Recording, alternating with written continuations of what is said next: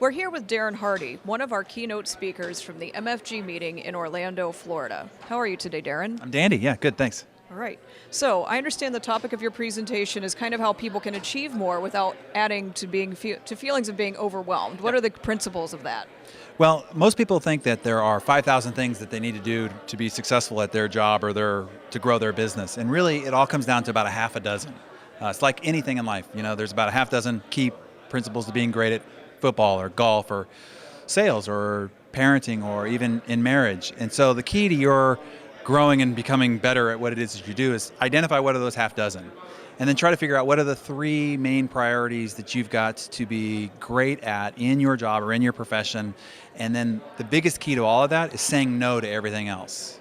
And so that's really how to get more done, because you're getting more of what is important to get done by not doing a lot of things that are unimportant. And we're so inundated with solicitations on our time and our attention, and the ability to say no, the ability to isolate your focus and attention on those half dozen fundamentals and those few key priorities is the master skill that I've seen some of the most celebrated superachievers in the world have mastered. It's not that they're working harder or longer. As a matter of fact, they're working a lot less, but they're getting 10x done over the rest of us because they are isolating their time to their few strategic priorities, saying no to everything else, and we all can sort of heed that sort of principle in order to go from being an overwhelmed, overstressed overachiever to becoming a stress-free, joyful superachiever.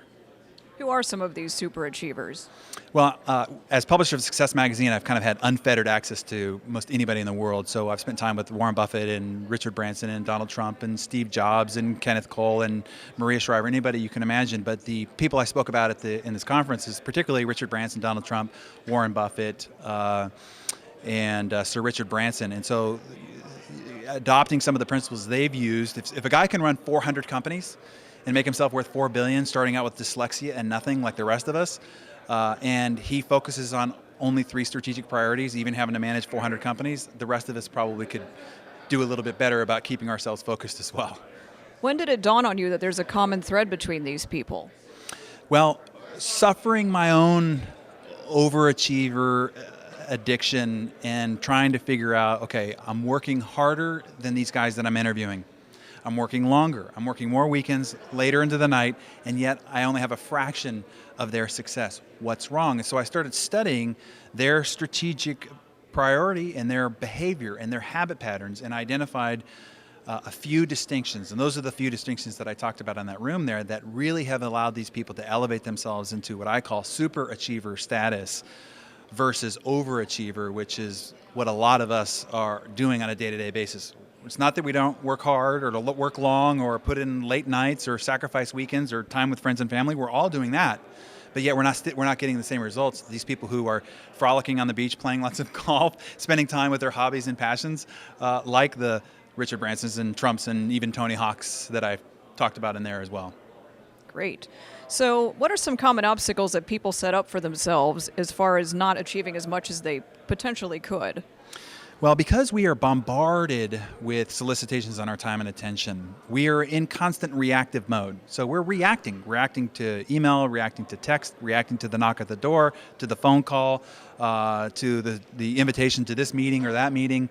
Instead, we should go from reaction to creativity. And I think one of the reasons why we've kind of lost our place on the global scale, I think, is that us as owners and CEOs of companies, and then our people inside our organizations, are in constant reaction mode to outside solicitations of their time and attention. And so they're just going around sort of putting out all these fires, never taking the time to sit down and think about what's the most important thing I need to do to move the needle, to accomplish the goal. Where's the creative innovation inside our business model, inside our organization, inside our industry? There's no time left for that when you're constantly reacting. So how do you overcome that? You carve out these 90-minute blocks where you create a bubble of silence and you focus on one thing, the most and highest priority you've got that's going to move the needle, that's going to accomplish the goal the most, and not allow yourself to be distracted. If you can get 2 or 3 of these 90-minute, what I call jam sessions in a day, your productivity output will dramatically, 10x increase, because I promise you're not getting, in many cases, 10, 20, 30 minutes worth of real concentrated creative focus done on a day-to-day basis. That's very inspiring. So where can people find out more about your work? DarrenHardy.com, so DarrenHardy.com, or on my blog, which is DarrenHardy.success.com.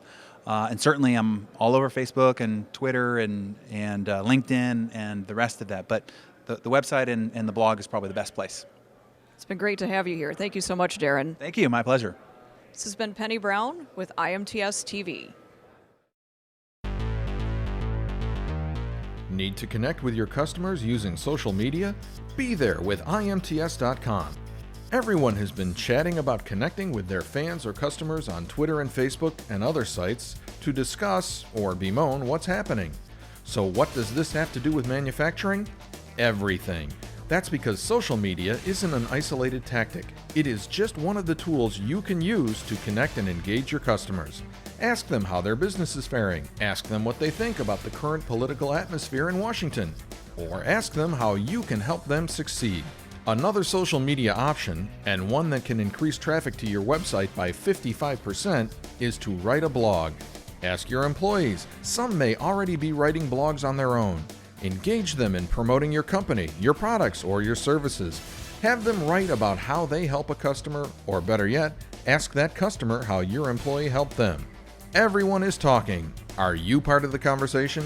People don't buy from companies or a website, they buy from people, and they are more likely to buy from people they know or feel connected to. So connect with the IMTS Show on Facebook, Twitter, or LinkedIn, or read our blog by visiting imts.com/blog. IMTS.com. Be there, online with your customers.